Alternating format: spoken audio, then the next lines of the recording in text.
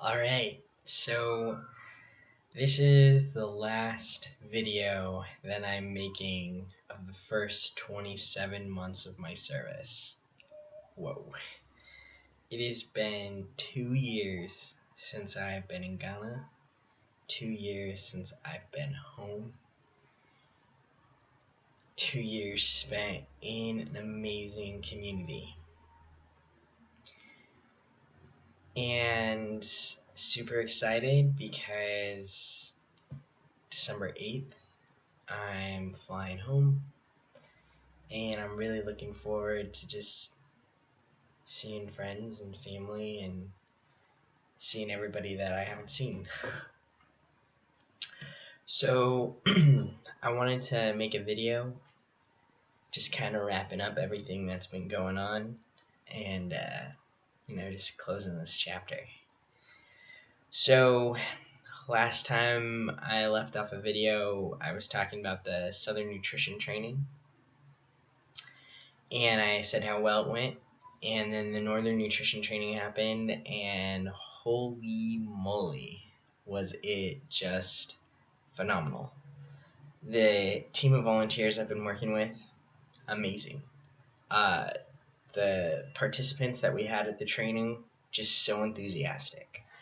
The training ended up being hosted in 4 different languages. We had representation from Upper East, Northern Region, and Upper West.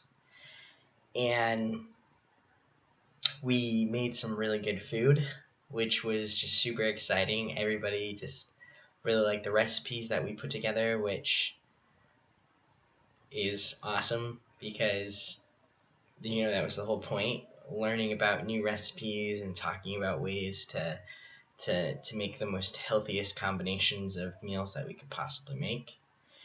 We had some really great male counterparts, our host country nationals, attend that just were super supportive in breaking gender norms and stirring TZ, which is basically one of the most common meals that we have here in Ghana.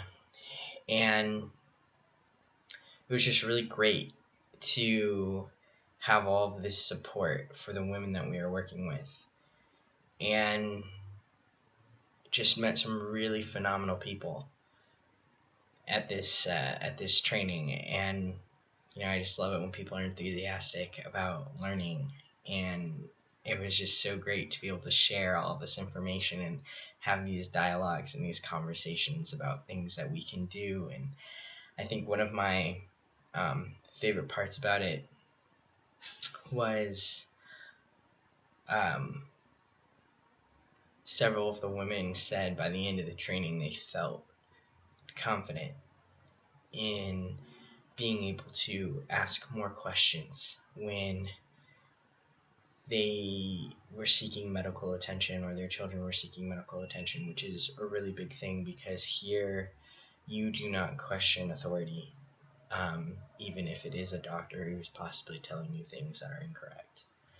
And the fact that women said that they felt confident now in their knowledge and understanding about nutrition and signs of malnutrition, and that they felt like they could actually ask more questions or do what they could to improve the nutrition of their children is just, I don't really know if you can get a better win than that.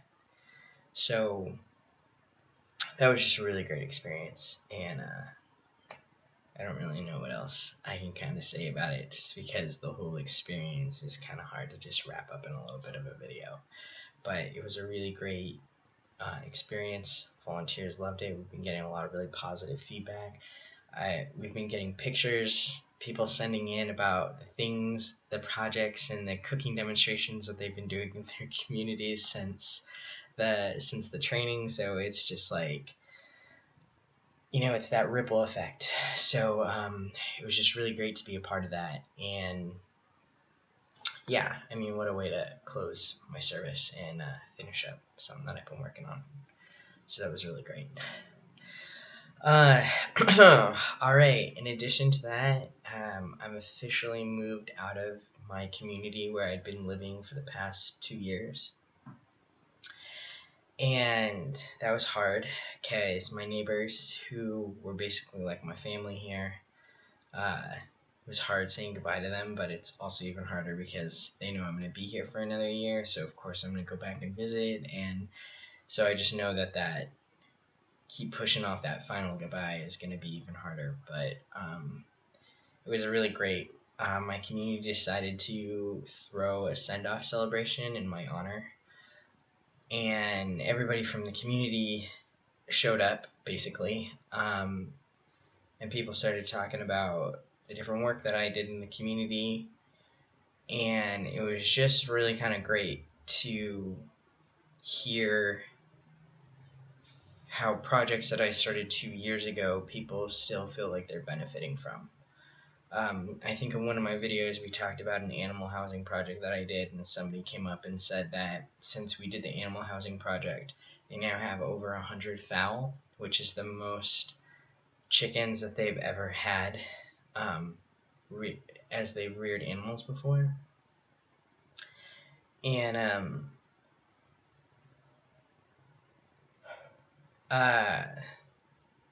it was really great. And the clinic, members from the clinic had come up and they were talking about the different nutrition work and like how much they had learned and things like that. And so it was just really kind of great to like hear about all this like positive feedback and things like that, and hear about how people were still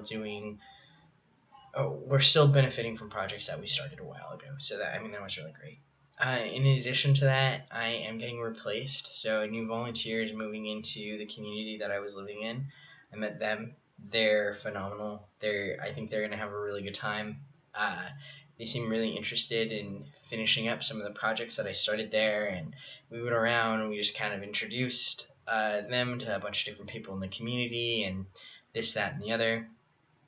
And so, I'm really excited for the next 2 years and how this volunteer is going to do. And my counterpart, my neighbors, seem really excited about this individual being there. So, good luck to them. And it's just, I know they're going to do well, and I'm happy to see that work is going to be continued there, even though I'm not there anymore, which is great. Yeah. So, in addition to that, I'm now officially all moved into Tamale, which is the capital of the northern region of Ghana, which is where Ring is. So that's where I'm going to be posted up for this whole next year when I come back in January and do a year of my service with Ring. And then, I guess we'll figure out what the next thing is after that. But really looking forward to coming home in a couple of weeks here. So, yeah, that's really exciting.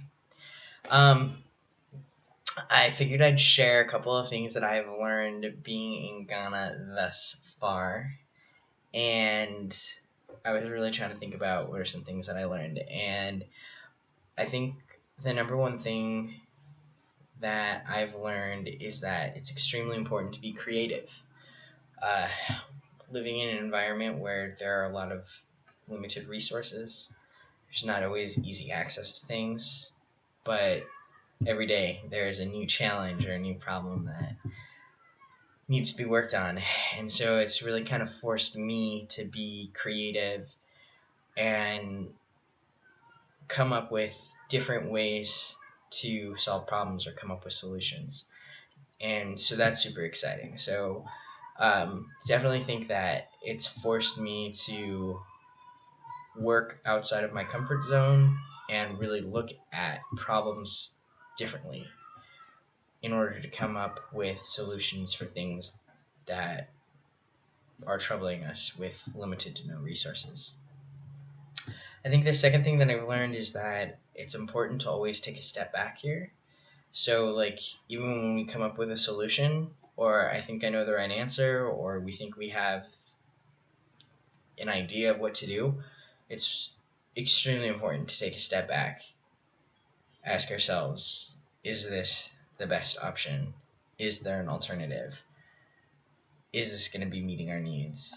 Is this going to be serving our target audience or our target group?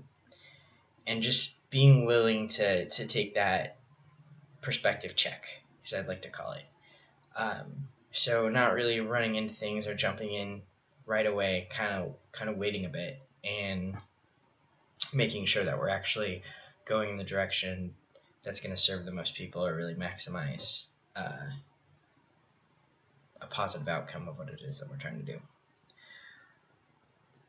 I think living here, I've also kind of learned to appreciate small encounters, in the sense that life here can be a lot slower, and I've definitely learned that sometimes it's the casual meeting of a person or the random introduction on public transportation that can open doors. And I've really just kind of been a little more outgoing and willing to meet people outside of my comfort zone, which I think is like a big thing for me because I have a tendency to keep to myself a lot. So it's just really kind of learning to appreciate those things and figure out, how I could possibly bring somebody else into a project later on down the line, because it's definitely happened a couple of times here. But I think the final thing that I want to share, that it's something that one of my counterparts says to me a lot, and he first told it to me January 2 years ago, and I didn't understand what it meant, but it's an African proverb, and it goes something like this. It says, "If God is the sky, it takes more than one hand to cover his face." And when my counterpart, Enoch, first told me that, I didn't quite get what it was that he was trying to tell me. And what I've learned over the 2 years is how applicable that proverb is to almost everything we do. But a big thing about that proverb is the fact that, one, it emphasizes the fact that one person isn't capable of doing everything, which I think is a really important reminder for myself, because I'm constantly trying to do everything. The second thing about it is that it sort of cuts both ways, in the sense that if not everybody is on board with an idea, it's not going to succeed.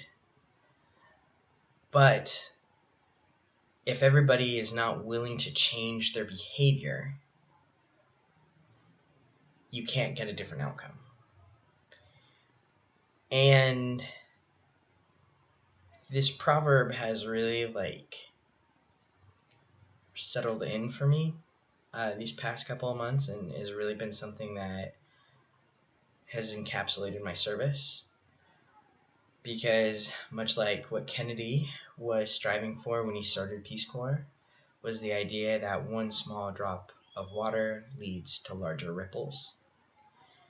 And I've really had to learn and really had to appreciate how collecting different people and meeting different people is what made my service possible. Because the amount of work that I was able to do in my community was not because of me. It was because of the people I was working with. It was because I had an extremely motivated counterpart. I had some amazing friends that I made here in Peace Corps that were fellow volunteers. And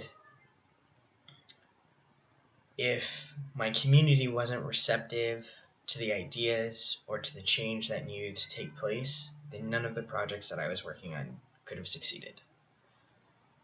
So I really learned about the value of bringing in other people on ideas in order to create some type of change.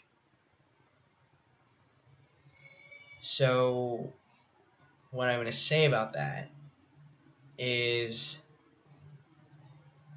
if all of us do our part in sharing kindness in doing good, we can have much larger impacts on the world or on communities. And that's how I feel about my service. A lot of people came together, they helped me out, and I helped them out, and we were able to do some really great things. So I'm hoping that this next year is going to be just as successful, just as amazing, and I wish all the best of luck to the volunteer that's replacing me. I know they're going to do great. And I'm just really looking forward to this, and I'm really thankful for the 2 years that I've spent here, and I'm really looking forward to coming home. So, December 8th, flying to America. Message me if you want to hang out, because, I'm going to be around for 40 days, so that's exciting. Oh, and check out the page that I shared about Antoinette. She's an individual I've been working a lot with. She's a translator, or she's translated all the nutrition trainings for us. Very strong, independent, motivated young girl. She actually just got into school in California, so a couple of us are trying to help raise funds so she can continue her education. And she's got a pretty amazing story. You should check out her page, send me a message, feel free to chat about it. But anyway, hope everybody's doing well. Can't wait to see most of you. And see you stateside pretty soon. All right.